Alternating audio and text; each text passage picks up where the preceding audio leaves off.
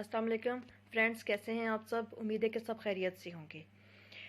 अच्छा जी, सबसे पहले तो अगर आपने मेरे चैनल को सब्सक्राइब नहीं किया तो काइंडली मेरे चैनल को सब्सक्राइब कर लें और साथ में बेल आइकन भी प्रेस कर लें ताकि मज़ीद आने वाली वीडियोस के नोटिफिकेशन आप तक पहुंच सकें। तो आज हम बनाएंगे फ़िश का सालन, बहुत ही मज़ेदार सा। अगर आप इस तरह से बनाएंगे तो बहुत ही मज़ेदार बनेगा।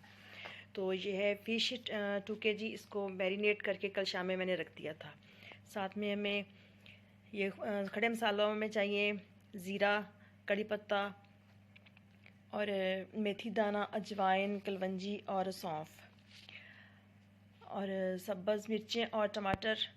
साथ में दही का 1 कप और लहसुन अदरक का पेस्ट 2-2 चम्मच। तो सबसे पहले हम कढ़ाई ऊपर रख के चूल्हे के, तो इसके अंदर ऐड कर लेंगे घी, तकरीबन 2 कप। तो इसके अंदर जितने भी खड़े मसाला जाते हैं और कड़ी पत्ता, उनको यहाँ पे हम हल्का सा फ्राई कर लेंगे। तो जैसे ही इसकी खुशबू आने लग जाएगी तो साथ ही प्याज लेने हैं और उनको ग्राइंड करके मैंने इनके अंदर डाल देना है। ये लहसुन वगैरह मैंने पहले से रेडी करके रख लिया है। ये दही का 1 कप बीट करके रख लिया है। तो साथ के साथ मैं रेडी करती जाती हूँ सारा कुछ। तो ये देखिए, ये मैं ग्राइंड कर चुकी हूँ। तो अब हम इसके अंदर चम्मच चलाते जाएंगे और अच्छी तरह से तकरीबन 8-10 मिनट के लिए इन प्याज़ों को, जिनको हमने ग्राइंड किया है, फ्राई करना है ताकि बहुत अच्छा सा टेस्ट आने लग जाए सालन में। और इधर सब्ज़ मिर्चें और टमाटर कट करके तो इनको ग्राइंड कर लेंगे ताकि थिक थिक सी ग्रेवी बने और बहुत ही मज़ेदार सा सालन बन के तैयार हो हमारा। तो ये देखिए जी, यहाँ पे हमारा जो मसाला है उसमें प्याज जो है वो काफ़ी ब्राउन हो चुके हैं। तो अब इसके अंदर लहसुन और अदरक का पेस्ट शामिल कर देंगे।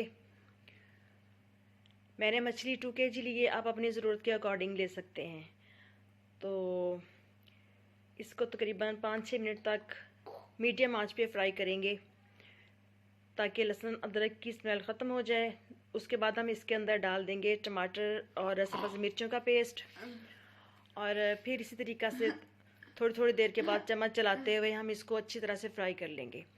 जब ये फ्राई हो जाए तो हम इसके अंदर सब रेड मिर्चें और हल्दी, पिसा धनिया और ज़ीरा और साथ में नमक ऐड कर देंगे अपनी ज़रूरत के मुताबिक और चम्मच चलाएंगे और अच्छी तरह से इसको फ्राई करेंगे ताकि मसालों का जो कच्चापन है वो ख़त्म हो जाए अच्छी तरह से। और जब तक मसाला घी छोड़ दे उस वक़्त तक हमें फ्राई करना है।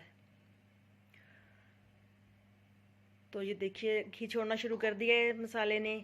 तो अब हम इसके अंदर ऐड कर देंगे दही और अच्छी तरह से इसको मिक्स करते जाएंगे और जब तक ये खुश्क हो जाएगा उस वक़्त तक हम इसको भूनेंगे।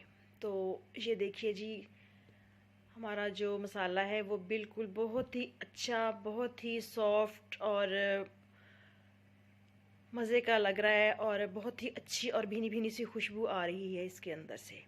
तो अब मैं इसके अंदर ऐड करूँगी फ़िश के पीसीस ऐसे ही उठा के हमने एक एक करके सेट कर देने हैं और बहुत ही अच्छा और बहुत मज़ेदार सालन बनता है इस रेसिपी से, क्योंकि जो अजवाइन, कलवंजी और लहसुन अदरक का पेस्ट, साथ में मेथे और सौंफ थोड़ी सी ऐड की है, इससे जो है वो बहुत ही अच्छा और अचारी अचारी सा टेस्ट आता है और बहुत ही मज़ेदार बनती है फ़िश। तो यहाँ पे सारे जो फ़िश पीसेस से मैं ऐड कर चुकी हूँ।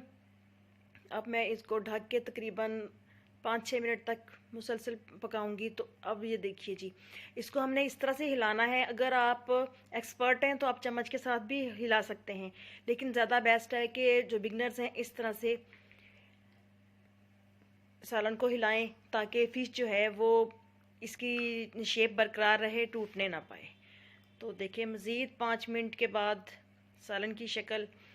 तो अब इसको आहिस्ता आहिस्ता से मैं ये इस तरीके से भी आपके साथ हिलाना शेयर करती हूँ ताकि आहिस्ता आहिस्ता से हिलाएं बिल्कुल सॉफ्ट हाथ से, ताकि फ़िश के जो पीसेस हैं वो टूटने ना पाएँ। तो ये देखिए जी, फ़िश हमारी भुन चुकी है। अब मैं अंदर तकरीबन 1 गिलास के करीब इसके अंदर पानी ऐड कर दूँगी ताकि हल्की हल्की सी ग्रेवी सी बन जाए और रोटी का निवाला लगाया जा सके इजीली। फ़िश का सालन बहुत मज़ेदार बनता है अगर थोड़ा दिल से बनाया जाए। वैसे तो ज़्यादातर लोग फ्राई फ़िश ही खाना पसंद करते हैं, लेकिन इसका सालन भी बहुत अच्छा बनता है। तो ये देखिए जी, हमारा बहुत ही मज़ेदार सा सालन पक के रेडी हो चुका है। और यहाँ मैंने इसके अंदर ऐड कर दिया 1 चम्मच गरम मसाला, और साथ इसको मैं थोड़ी देर ढक के दम पे रखूँगी। तो मज़ीद अच्छी और मज़ेदार सी खुशबू के साथ हमारा सालन हो चुका है रेडी।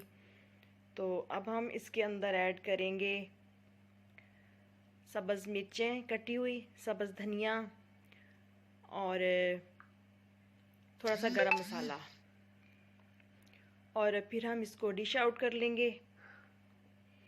रोटी के साथ खाएं आप, नान के साथ खाएं, चपाती के साथ खाएं, या उबले हुए चावलों के साथ।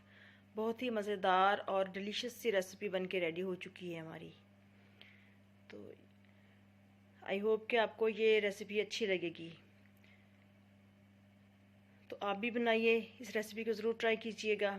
तो डिश आउट करने के बाद कुछ इस तरह की लुक आ रही है।